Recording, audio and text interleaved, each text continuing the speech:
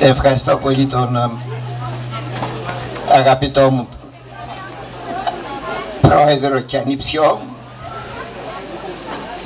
όπως και όλα τα μέλη του Διοικητικού Συμβουλίου, για την τιμή που μου έκαναν να εκδώσουν το βιβλίο μου για το χωριό μας, για τη Λάγκα.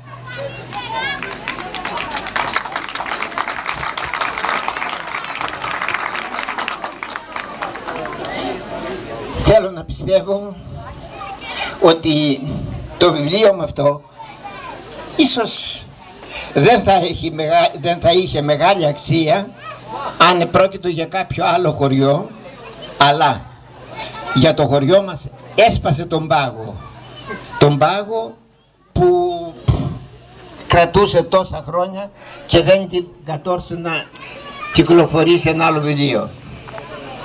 Ευχαριστώ τον πρόεδρο και το Διοικητικό Συμβούλιο ιδιαίτερα, γιατί μου έδωσαν την τιμή και τη χαρά, αλλά και τη συγκίνηση παράλληλα, να συναντήσω συμπατριώτες, φίλους, συναδέλφους, τους οποίους είχα να δω τόσα χρόνια. Η Λάγκα, ανάμεσα σε όλα τα προσόντα που έχει και αυτό το προσόν. Οι κάτοικοι της, η συνέχεια που άνθρωποι οι οποίοι αδειμονούν για κάτι καινούριο, για κάτι ξεχωριστό κλπ, να προστρέχουν και να ξενιτεύονται. Και επειδή ο λόγος για το βιβλίο, θα μου επιτρέψετε να διαβάσω λίγα λόγια. Δεν θα σας κρατήσω πολύ, γιατί ξέρω ότι η απόψινή βραδιά είναι αφιερωμένη, διατηθειμένη, θα την πω, στο χορό, στη διασκέδαση.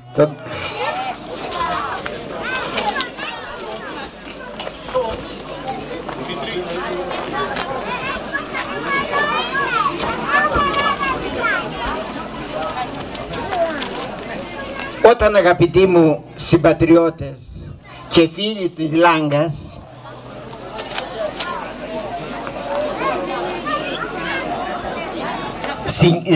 παρατήρησα το βιβλίο που μου είχε παρουσιάσει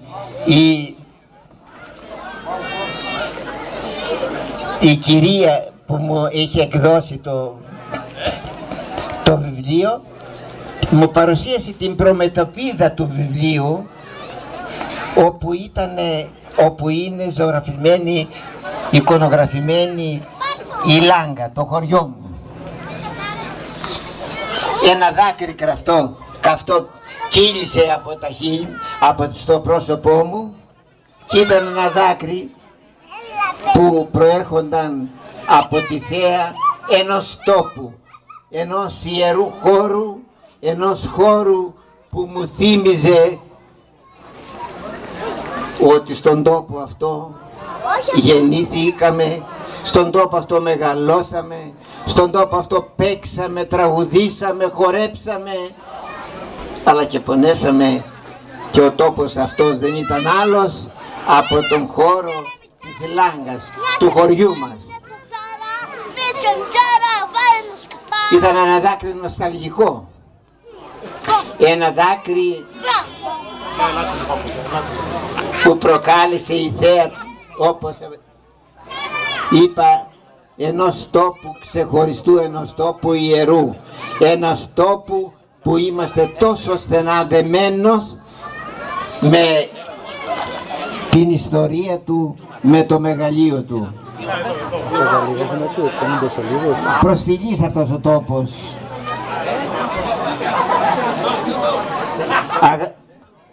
Είναι ο τόπος όπου μας ενώνει άρρηκτα δεμένους με το κάθε τι, με την ιστορία, τον πολιτισμό μας, τις παραδόσεις, τα ήθη και τα έθιμα, και γενικά με μια ζωή γεμάτη αγάπη και λατρεία για τη ζωή, αγάπη στο μόχθο, στην εργασία, μια ζωή πιστή στο σεβασμό, στα εθνικά ιδεώδη, και τέλος μια αέναη τιμή σε ό,τι αφήσαμε πίσω στα Άγια οστά των πατέρων μας, σε αυτόν τον φτωχό αλλά ευλογημένο τόπο, και για τους ανθρώπους που έζησαν, μόχθησαν και με την αξίνα και το νου έγραψαν τη δική τους ιστορία, την ιστορία που μας παρέδωσαν αλόβητη, χωρίς κανένα ψεγάδι.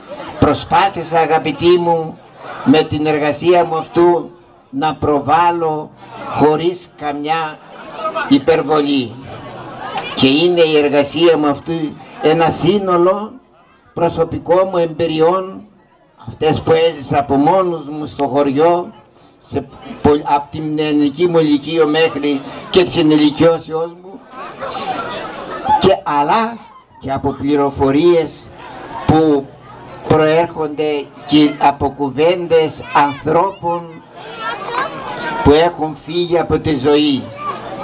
Από κάποιους ζήτησα βοήθεια. Αρκετοί ήταν εκείνοι που μου πρόσφεραν πολλές χρήσιμες πληροφορίες. Τους ευχαριστώ θερμά. Επίσης ευχαριστώ όλους όσοι μου έστειλαν φωτογραφίες και άλλα χρήσιμα υγρά.